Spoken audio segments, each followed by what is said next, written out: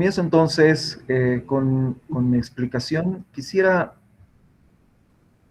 decir que, en primer lugar, que tengo tres preguntas que quisiera contestar durante la exposición, y la primera es, ¿qué identidad tenemos como bolivianos?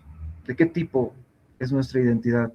Lo segundo es, ¿cómo se genera la identidad nacional, especialmente en el presente? Y lo tercero es, ¿qué hacer para corregir ciertas distorsiones que se han presentado en la formación de nuestra identidad nacional? Voy a comenzar esta exposición haciendo una aseveración, y esta aseveración es que a lo largo del tiempo, en distintas latitudes del planeta, se ha utilizado la historia para formar una identidad nacional.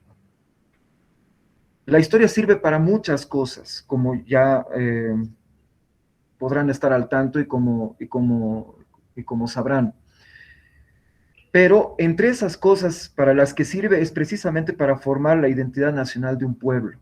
A través de la historia es que se le enseña a las nuevas generaciones cuál ha sido el devenir histórico de un pueblo determinado, y con un poco de suerte también orientar cuál es la dirección que se debe tomar hacia el futuro. Sin embargo, y a pesar de que esto es así en todas partes del mundo, y ha sido así desde que la historia nace en el mundo occidental de la mano de Heródoto, pues lo que ha sucedido dentro de nuestro país es que hemos hecho exactamente lo contrario, como en varias cosas. Y hemos utilizado a la historia más bien para destruir nuestra identidad nacional. ¿Cómo? Llenando nuestros libros de historia de vacíos y de catástrofes. No voy a entrar en la especificidad, pero solamente quiero que piensen, por ejemplo, si ustedes pueden recordar algún evento, algún personaje, algún proceso que sucede entre la batalla de Ingavi, 1841, y la Guerra del Pacífico, que comienza en 1879. Es muy difícil recordar qué es lo que sucede en ese espacio de tiempo, que es un largo espacio de tiempo para un país que acaba de cumplir formalmente 200 años. Vacíos, entonces. Y de ese tipo de vacíos tenemos varios en la forma en la que contamos nuestra historia. Y por supuesto, nuestras catástrofes. La historia de Bolivia no sería historia de Bolivia si es que no estuviese contada como una novela turca. O sea, tiene que doler, tienes que ser muy sufrido, tienes que haber pasado por muchas cosas. ¿Para qué? Para alcanzar el cielo, para alcanzar la iluminación, para alcanzar el Valhalla. Nada vale la pena dentro de nuestro país, pareciera que nada vale la pena si es que no viene antecedido de un enorme sufrimiento. Hasta le hemos cambiado el nombre a los libros, precisamente para hacer coincidir esta idea de que todo tiene que ser con sufrimiento, todo tiene que venir con sufrimiento. Y les invito a ver específicamente el libro La dramática insurgencia de Bolivia, y que se fijen en el nombre original. Se van a dar cuenta que la palabra dramática no está en el nombre original, pero para el público boliviano, pues tiene que incluir la palabra dramático, ¿no?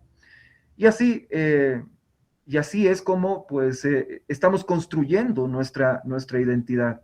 Vacíos por una parte y catástrofes. Necesitamos la catástrofe para poder validar las cosas buenas que suceden, las pocas cosas buenas que se cuentan, pero también se necesitan las catástrofes para encontrar culpables de las cosas malas que nos suceden.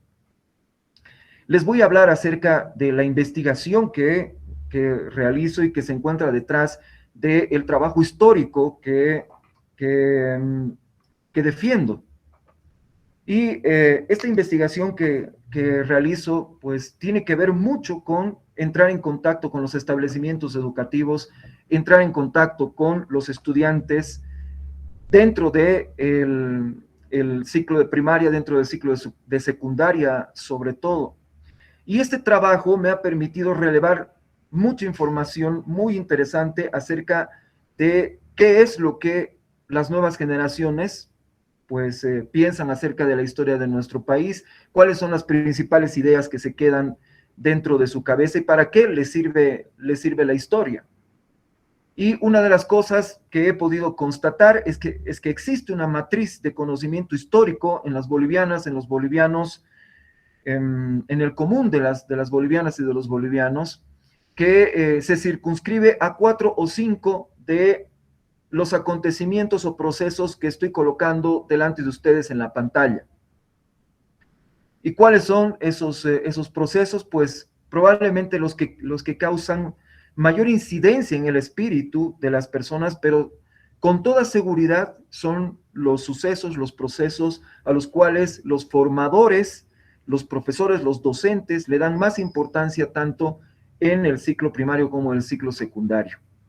Y quiero que vayamos uno por uno y los definamos así a vuelo de pájaro, nada más. Está la conquista inca, que es una derrota porque obviamente invaden a los pueblos que se encuentran, los incas invaden a los pueblos que se encuentran de este lado del lago Titicaca. Está la conquista española, que es obviamente mostrada como una derrota, no como el encuentro de mundos, no como un proceso positivo de mestizaje, ni nada por el estilo, sino una conquista. La guerra de independencia, que es un gran éxito, pero es un éxito que le pertenece a otros, que curiosamente, pues como ya les mostraré, Bolivia es el único país de las Américas que coloca fuera de su experiencia vital, fuera de su ámbito soberano de existencia, a su guerra de independencia. ¿Por qué? Porque obviamente pues hay que celebrar a Simón Bolívar y Antonio José de Sucre como libertadores de nuestro país, y ellos llegaron en 1825, mientras que en este país se estaba luchando desde 1809, luchando desde 1809, con nuestra primera batalla, que es la batalla de Chacaltaya, el año de 1809. Entonces, pero no, eso no importa, y por supuesto, Bolivia es el único país que coloca su día patrio, pues, al final de su proceso de independencia. Les hablaré un poquito más posteriormente. Después de eso viene la Guerra del Pacífico, que es la gran tragedia nacional. Todos los países latinoamericanos tienen una gran tragedia nacional, que es a la que normalmente se le echa la culpa del subdesarrollo, que se le echa la culpa de muchas cosas.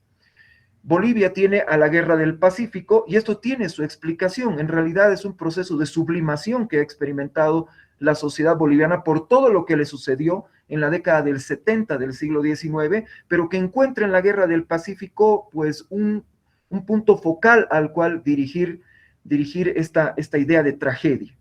Y por supuesto se considera una derrota. La Guerra del Acre, que es considerada también una derrota dentro de nuestros libros de historia y en la forma que se enseña, y se enseña muy mal además acerca de la Guerra del Acre, porque de las guerras conocidas es la más desconocida. La Guerra del Chaco, que se presenta en los libros como una derrota, hablaré de esto también, se presenta como una derrota, siendo que no lo fue. De hecho, los negociadores se sentaron bajo una premisa a negociar, y esa premisa era sin vencedores ni vencidos. Todo el mundo lo sabe, pero dentro de los libros tiene que encajarse como una derrota para justificar algo muy importante que le sucede a nuestro país posteriormente, que es la revolución del 52. Dentro de la narrativa, la gran épica de 1952, pues no se puede concebir a la Guerra del Chaco como otra cosa que no sea una derrota. La revolución del 52, que es una matanza entre bolivianos, la dictadura, que es obviamente siempre enfocada como una gran derrota del pueblo boliviano, y posteriormente la llegada de la democracia. En los casi 20 años de estudio que tengo acerca de esta cuestión, pues normalmente un boliviano, pues termina la formación secundaria encontrando en 4 o 5 de estos eventos algo que conserva para el resto de su vida. A eso yo le llamo la matriz de pensamiento histórico. Y como podrán darse cuenta, es una matriz derrotista, es una matriz de derrota.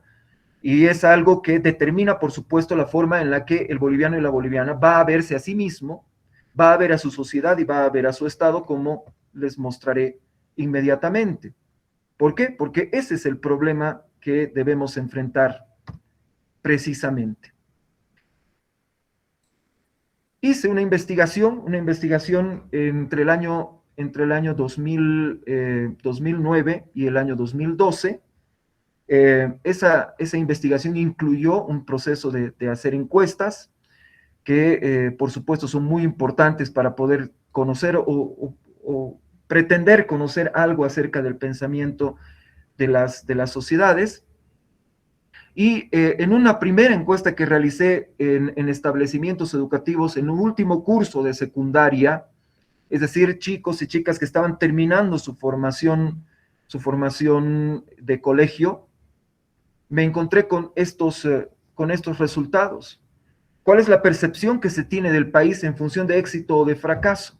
Casi el 56%, les pido que se fijen en el cuadro de la izquierda, casi el 56% de los consultados conciben al país como un país fracasado, a Bolivia como un país fracasado. Eso ha producido el sistema educativo, porque esta consulta no se hizo fuera del sistema educativo, sino dentro. Y ¿cuántas personas conciben que Bolivia ha tenido más éxitos que fracasos? Menos del 6% de la población consultada. Les quiero mostrar el cuadro de la derecha. Mi especialidad, a lo que yo me dedico, es el estudio de la historia política, y dentro de la historia política, pues la historia bélica, que es mi gran pasión, lo que guía mi trabajo en realidad en el ámbito de la historia. Más del 54% de los consultados dice que Bolivia ha perdido la mayor parte de las guerras en las cuales ha participado. Y lo peor de todo, casi el 16% de los consultados decía en aquel momento que Bolivia había perdido todas las guerras en las que había participado. Y esto lo produce también el sistema educativo, porque no es capaz de mostrar victorias, como voy a demostrar. Entonces, el 16%, les decía, casi el 16% de los consultados decía que Bolivia había perdido todas las guerras, y eso lo enseñaba el sistema educativo. Y esto es algo monstruoso. ¿Por qué? Porque en donde quiera que vayamos en el mundo entero, pues un Estado que pierde todas sus guerras es un Estado que desaparece. Y obviamente el Estado boliviano no ha desaparecido, entonces la evidencia empírica nos diría que en algún momento hemos debido ganar algo como para que nuestro país siga existiendo, pero ni aún existiendo esta imposibilidad histórica, pues podemos impedir que dentro del sistema educativo se enseñe que Bolivia solamente sabe perder. Sigo. Obviamente, cuando cruzamos la información, las personas que creen que Bolivia ha perdido todas sus guerras o ha perdido la mayor parte de sus guerras son las mismas personas que piensan que Bolivia como país es un fracaso, lo que nos lleva a la conclusión de que existe una relación mutuamente influyente, en donde la percepción de la historia bélica influye en la percepción del país, y así sucesivamente. Ahora, cuando se les preguntaba, por supuesto, qué guerras ha perdido Bolivia, les voy a mostrar a la izquierda cómo casi el 81% dice la guerra del Pacífico, casi el 65% dice la guerra del Chaco, más del 57% dice la guerra del Acre. Es decir, fantásticamente sale la información acerca de derrotas, está firmemente posicionada en la mente de los ciudadanos cuando terminan terminan su tránsito por los primeros niveles del sistema educativo, el nivel primario, el nivel secundario. Pero cuando se les pregunta acerca de las victorias, ¿qué guerras ha ganado nuestro país? Pues la nada absoluta. Y obviamente ahí está el porcentaje: 44% no recuerda, 35% no responde, y ese 20,3% que se puede apreciar a la izquierda del cuadro se refiere a personas que han nombrado batallas, y que esas batallas que nombraron las agrupé dentro de este porcentaje, porque eran batallas que se referían a la guerra de independencia. pero tampoco existe una conciencia clara de que Bolivia ha ganado su guerra de independencia, lo cual es tremendamente preocupante y atípico en lo que se refiere a lo que sucede en nuestra región, solamente para mencionar algo sin ir más lejos. ¿Por qué? Porque obviamente no nos han enseñado que nosotros ganamos nuestra propia guerra de independencia. Claro, nos dijeron que vino gente de afuera y pues nos legó la independencia. No la conseguimos. 16 años de guerra, pues no significan absolutamente nada dentro de la mentalidad del boliviano. Y ahora les voy a mostrar estas imágenes. Estas imágenes, obviamente, lo que hay que destacar es que son soldados ambos. El de la izquierda no estoy seguro, tengo una teoría al respecto, pero según lo que decía la plaqueta del monumento, antes de que fuese robada durante los disturbios que hubo el año 2019, pues ahí decía, pues soldado, ¿no? Y además le agregaba el calificativo de soldado victorioso, además, ¿no? En ninguna parte del mundo la victoria se dibuja tirada en el suelo, por si acaso. Pero ambos son soldados. Fíjense el monumento de la izquierda y fíjense el libro de Repete, del muy importante autor Jesús Lara. Es decir, así es como nos muestran, así es como nos quieren hacer ver al soldado boliviano. Esta es una imagen recurrente del soldado. El soldado siempre tiene que estar tirado en el suelo con la cabeza metida en el barro. Esa es la idea que se quiere transportar a la sociedad. Esa es la idea que se quiere transportar a la sociedad. Y por supuesto ha tenido mucho éxito y el cuadro que se encuentra aquí abajo, pues lo va a demostrar perfectamente. ¿Por qué? Porque cuando se les pregunta qué tipo de sentimientos les genera este tema de las derrotas y el hecho de no conocer las victorias, a mí me contestaban 19% frustración, casi 17% enojo, rabia, 16% resignación. Y lo peor de todo, ya el extremo, 13,4%, pues ningún sentimiento. Ya no les genera absolutamente nada. Ya han recibido tanta información negativa que no les interesa finalmente pues conocer algo más acerca de su país, ni siquiera si fuese positivo. Y por supuesto, orgullo 14, conformidad 9, satisfacción un poquito más del 3%. Esto es lo que produce o producía al menos el sistema educativo hasta hace muy poco tiempo. En realidad, estamos hablando de 13 años aproximadamente. Pero la imagen es clara. El soldado tiene que estar tirado en el suelo con la cabeza metida en el fango.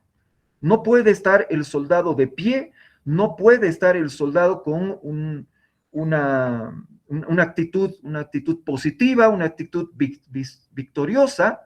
Es prácticamente un pecado mostrar al soldado de esa manera y todo el mundo recordará en este momento, pues la conferencia es sobre todo para personas adultas, pues que en el lugar donde se encuentra el monumento, este de arriba a la izquierda, que está frente al obelisco en la ciudad de La Paz, hay uno casi igual que se encuentra en Villamontes, es casi igual el monumento que está allá. Pues recordarán que antes aquí había un soldado que estaba de pie portando un estandarte, pero no, se sustituyó ese monumento y se trajo este monumento que estuvo ya anteriormente, pero que los propios excombatientes pidieron que se retire porque no mostraba lo que ellos pensaban o cómo ellos se sentían acerca de la guerra del Chaco. Los excombatientes de la guerra del Chaco pidieron que se retire este monumento que se volvió a poner. Obviamente hay una motivación por detrás. Hay una motivación. El soldado tiene que estar siempre tirado en el suelo. Y voy a complementar esa idea mostrando el monumento de Eduardo Avaroa, que también está tirado en el suelo. Cuando consulté, obviamente, cuál es el mayor héroe de nuestra historia en los establecimientos educativos, nos contestan más del 80%, nos contestaron más del 80%, casi el 82%, que el mayor héroe de nuestro país es Eduardo Avaroa. Eduardo Avaroa, obviamente, pues tuvo un comportamiento heroico en el combate de Calama, pero pues en nuestra historia hay héroes militares y héroes civiles que han participado en campañas militares victoriosas de nuestro país, que han logrado un mundo de cosas que sería, pues demasiado largo tratar de repetir en este momento. Hablemos de Juana Zurduy, hablemos de Esteban Arce, hablemos del Moto Méndez, hablemos de Ignacio Warnes, solamente para referirnos a personas que participaron en la guerra de independencia, ni qué decir de las glorias que se consiguieron durante las guerras de la Confederación, de las cuales ya ha hablado el general Gil, ni qué decir de la gloria de la guerra contra el Perú, que absurdamente se la reduce a una sola batalla, que es la batalla de Ingavi, o el comportamiento glorioso y victorioso de nuestras tropas, pues en otras campañas, como por ejemplo en la guerra del Acre o en la misma guerra del Chaco.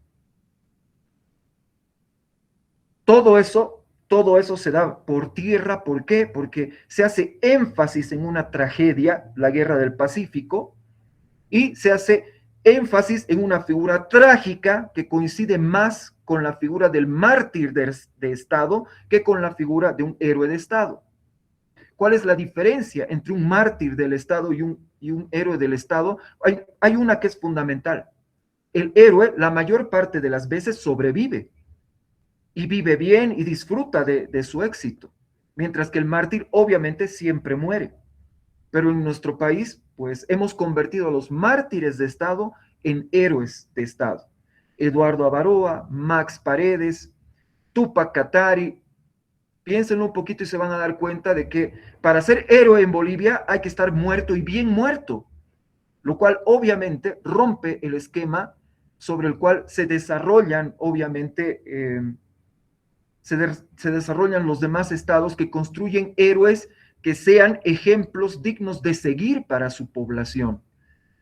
Y por supuesto, yo estoy seguro que nadie le diría a su hijo, por ejemplo, tú tienes que ser como Juancito Pinto y agarrar un fusil cuando todo esté perdido e ir a entregarte, hacerte meter bala con un regimiento de chilenos. Estoy seguro que nadie diría eso. Obviamente, la figura que tenemos de Juancito Pinto tiene un propósito, entra dentro de ese propósito que cumplen los mártires de Estado, pero no es un héroe. ¿Por qué? Porque nadie en su sano juicio diría, toma a esta persona como ejemplo. Claro que no. El ejemplo tiene que estar en aquellos que consiguen éxito, en las personas exitosas, que a través de su éxito engrandecen a la patria. Ese es el propósito de los héroes. Cierro, voy cerrando ya esta parte de los cuadros, mostrándoles el último cuadro. Y cuando se les pregunta a los estudiantes cuál es el resultado de los conflictos que ha experimentado nuestro país, ahí tenemos, pues, más del 66% contesta que pérdidas territoriales. Los estudiantes no saben que Bolivia ha ganado territorio, ha peleado guerras en las cuales se ha ganado territorio, como la guerra contra la Confederación Argentina, que se produce después de que el propio Simón Bolívar, interpretando el principio que él generó, que es el del uti possidetis de 1810, el principio que él conocía mejor que nadie porque él lo creó. Simón Bolívar dijo que Chichas, que era la mitad del departamento de Potosí, que la región de Chichas y la región de Tarija le pertenecían a Salta. Y obviamente hubo que ganar una guerra para conservar esos territorios. Hubo que ganarle una guerra a la Argentina. Y ya nuestros dos expositores anteriores hicieron referencia a este aspecto. Ahora, solamente voy a hacer una puntualización rápida de varios conflictos que tenemos. Me parece que todavía tengo unos 5 o 7 minutos. ¿Me avisan, por favor? El proceso más importante y el conflicto bélico más importante que ha peleado nuestro país es la guerra de independencia. No existe otro proceso más importante en nuestra historia. Nada hubiese sucedido si no sucedía esto. Y el sistema educativo no es capaz de enseñar que fueron nuestros ancestros los que ganaron que pelearon y que ganaron la guerra de independencia. No es capaz nuestro sistema educativo de enseñar, decir, ganamos nuestra independencia, nosotros. Tanto es así que Bolivia es el único país de las Américas, no solamente de la región, el único país de las Américas que coloca su fecha patria en la finalización de su proceso de independencia y no al principio. Vean el país que quieran, dos ejemplos. Estados Unidos de Norteamérica, su día patrio, 4 de julio, recordando la reunión del primer Congreso Continental de 4 de julio de 1776, en el momento, que es el momento en el que comienza su guerra de independencia, porque Estados Unidos se hizo independiente en 1783 con el Tratado de Versalles. Entonces colocan su inicio al principio de su proceso. Argentina, aquí cerquita, al lado, Argentina, 25 de mayo, su día patrio, 25 de mayo, recordando la reunión de la Junta de Buenos Aires de 25 de mayo de 1810, cuando la declaración de independencia, que es la declaración de Tucumán, es del año de 1816. Igual colocan su nacimiento al principio de su proceso de independencia y no al final. Revisen el caso que quieran. Chile, Ecuador, Colombia, Venezuela, revisen el caso que quieran, se van a dar cuenta de que Bolivia es el único país que hace eso, de colocar su día patrio al finalizar su proceso de independencia, 6 de agosto de 1825. ¿Para qué? Para que coincida con la narrativa de que Simón Bolívar y Antonio José de Sucre son los libertadores de nuestro país. Para eso sirve. Y por supuesto hay un montón de mitos más agregados acá porque solamente hablamos de cosas negativas, ¿no? Los primeros en levantarse, los últimos en independizarse. Mentira, mentira. El primer levantamiento real que hubo fue el de Miranda en Venezuela en 1805, 4 años antes de que se produzca el levantamiento de Chuquisaca. Y no fuimos los últimos. Venezuela se hizo independiente en 1829, Ecuador en 1830 y Uruguay se hizo independiente en 1825, un par de meses después de que firmó Bolivia su independencia, su acta de independencia. Entonces, por eso, somos fantásticos para crear novelas acerca de sufrimientos que no existieron, de cosas que en realidad no pasaron. Nadie recuerda el éxito que tuvo nuestro país sobre el Brasil, con invasión de tropas brasileñas incluida en 1825, cuando todavía se estaba reuniendo la asamblea en Chuquisaca que nos va a dar la independencia, con una disculpa formal de parte del emperador del Brasil, Pedro I, que se publica el 6 de agosto de 1825 por una coincidencia magnífica, una magnífica coincidencia del destino.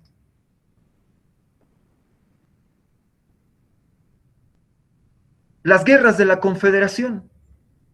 Ninguna en nuestros libros de historia prácticamente pues recibe el nombre siquiera de guerra. Ninguna recibe el nombre de guerra. Y claro, o sea, y comienzas narrativas como que Bolivia y Perú se unieron porque tienen un pasado común, porque somos hermanos, porque hay similitudes culturales. No, claro que no pasó eso. El Estado boliviano intervino militarmente al Estado peruano, tuvo que vencer a 2 ejércitos peruanos, no a uno, sino a 2, y recién después es que se levanta la Confederación. Tanto es así que dejamos de lado las cosas positivas que nos pasan, que todo el mundo comenzó a hablar acerca del 14 de febrero, de la invasión chilena en Antofagasta, de si hablar del Día del Amor o hablar acerca de la invasión de Antofagasta. ¿Quién se acordó del 7 de febrero? ¿Quién se acordó del 7 de febrero? Este año se recordaban 190 años de la batalla de Socabaya, de 7 de febrero de 1826. 190 años. ¿Y acaso vieron ustedes alguna demostración? Tenemos un regimiento que se llama Socabaya. ¿Acaso lo vieron en alguna parte? ¿Acaso se cerró la calle Socabaya para poder celebrar en la ciudad de La Paz o en alguna parte? Claro que no, pero todo el mundo habló del 14 de febrero. Y por supuesto que el 14 de febrero no tiene una ínfima importancia comparada con el 7 de febrero de 1836, en donde el Estado boliviano absorbe dentro de una confederación al Estado peruano, partiéndolo en dos además, partiéndolo en dos. La guerra contra la Argentina, ya lo dijo el general Gil. Yo solamente voy a agregar una cosa. En este momento de la historia, el Estado boliviano, mediante 3 ejércitos, controla un territorio que va desde la actual frontera entre el Perú y Colombia hasta el norte argentino. Bolivia controla un territorio que es del tamaño del Imperio Romano durante el reinado de Diocleciano, del emperador Diocleciano.